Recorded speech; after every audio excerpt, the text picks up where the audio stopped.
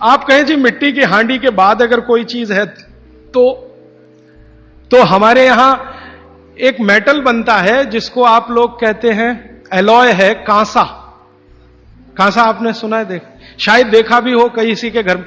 तो दूसरा सबसे अच्छा माना जाता है कांसा, तीसरा सबसे अच्छा माना जाता है पीतल। अब ये कांसे और पीतल में भी हमने काम कर लिया कि अरहर की दाल को कांसे के बर्तन में पकाएं तो उसके सिर्फ 3% माइक्रोन्यूट्रिएंट कम होते हैं, 97% मेंटेन रहते हैं।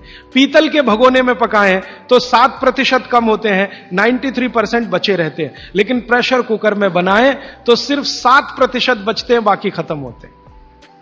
अब आप तय कर लीजिए, आपको लाइफ में क्वालिटी चाहिए तो आपको मिट्टी की हांडी की तरफ ही जाना पड़ेगा। क्वालिटी ऑफ लाइफ की अगर बात आप करेंगे, माने जो खा रहे हैं वो पूरे शरीर में पोषकता दे, ये लाइफ की क्वालिटी की बात आप करेंगे तो मिट्टी की हांडी की तरफ ही जाना पड़ेगा। माने भारत की तरफ वापस लौटना पड़ेगा, इंडिया से। अभी हम हैं इंडिया में, जो बनाया अंग्रेजों ने या बना दिया अमरीकियों ने, इस इंडिया से निकल के भारत की यात्रा करनी पड़ेगी। और मैंने पिछले 1-2 वर्षों में ये बातें गांव-गांव में कहना शुरू किया है, तो इसका परिणाम पता है क्या, कि कुम्हारों की इज्जत बढ़ गई है गांव में। गांव वाले समझते हैं कि ये तो कोई बड़ा काम कर रहे हैं हमारे लिए। और मैं मानता हूं कि मेरे व्याख्यान की अगर कोई सार्थकता है तो वो ये कि कुम्हारों की इज्जत इतनी बढ़ जाए कि वो पंडितों के बराबर आ जाएं, क्योंकि वो किसी से नीचे नहीं है, क्योंकि वो किसी से छोटे नहीं है। भले वो मिट्टी के बर्तन बना रहे हैं, बहुत वैज्ञानिक काम वो कर रहे हैं। और मजे की बात कि वो हांडी बना के आपको 20-25 रुपए में ही दे रहे हैं, प्रेशर कुकर तो 250-300 रुपए का है।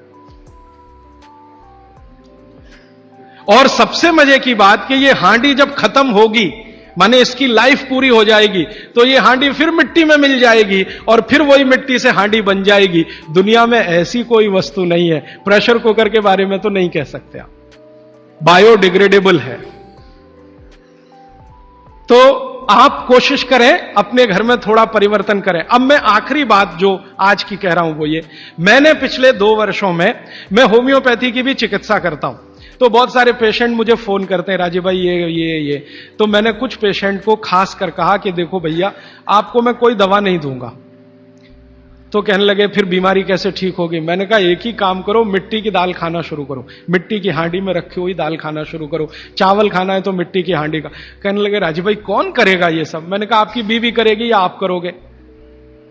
अगर जिंदगी चाहिए तो झक मार के आप करोगे, नहीं तो अमेरिका जाओ, कनाडा जाओ, जर्मनी जाओ, लाखों रुपए खर्च करो, फिर भी झक मार के वापस आओ, डॉक्टर कहेगा इलाज नहीं। तो आप देख लो, तो जो गंभीर मरीज हैं वो आप जानते हैं वो कुछ भी करेंगे जो आप कहेंगे। तो मेरे पास कुछ डायबिटीज के क्रोनिक पेशेंट हैं, बहुत क्रोनिक, जिनका यूनिट, शुगर यूनिट 480 के ऊपर है। ऐसे 100 से ज्यादा पेशेंट, कुछ गुजरात में है, कुछ राजस्थान में और कुछ बंबई में। मैंने उनको कहा ध्यान से मिट्टी का बर्तन ले आओ और शुरू करो।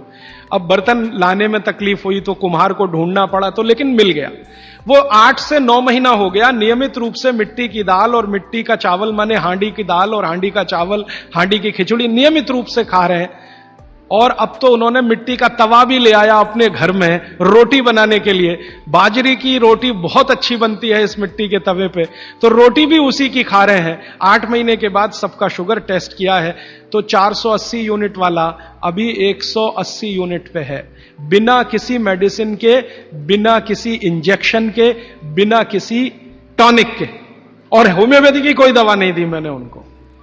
कुछ लोगों को ज्यादा परेशान थे, दवा भी दो, उनको प्लेसिबो दे दिया। प्लेसिबो समझते हैं? खाली गोली, दवा नहीं डाली। तो पेशेंट को लग रहा है कि मैं दवा खा रहा हूं, दवा खा के अच्छा हो रहा हूं। मुझे मालूम है कि वो कोई दवा नहीं है, वो प्लेसिबो है, वो अच्छा हो रहा है उस मिट्टी की दाल खा के, मिट्टी का चावल खा के, मिट्टी की खिचड़ी खा के। रिजल्ट ये है।